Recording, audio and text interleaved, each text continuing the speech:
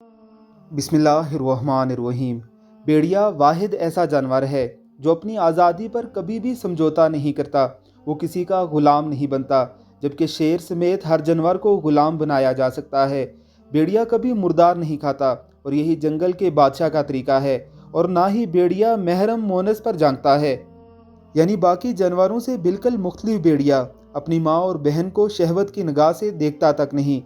भेड़िया अपनी शरीके हयात का इतना वफादार होता है कि उसके अलावा किसी और मोनस से तल्लक कायम नहीं करता। इस तरह मोनस भेड़िए के साथ वफादारी करती है।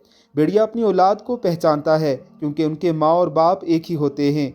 जोड़े में से अगर कोई एक मर जाए तो दूसरा मरने वाली जगह पर कम अज़ कम 3 माह खड़ा बतौर मातम अफसोस करता है। भेड़िए को अरबी ज़ुबान में इब्नुल बार कहा जाता है, यानी नेक बेटा, क्योंकि जब उसके वालिदैन बूढ़े हो जाते हैं तो ये उनके लिए शिकार करता है और उनका पूरा ख्याल रखता है। इसलिए तुर्क अपनी औलाद को शेर के बजाय भेड़िए से तशबीह देते हैं। उनका मानना है कि शेर जैसा खूनखार बनने से बेहतर है भेड़िए जैसे नस्ली होना। अल्लाह हम सबको समझने की तौफीक अता फरमाए। आमीन सुम आमीन।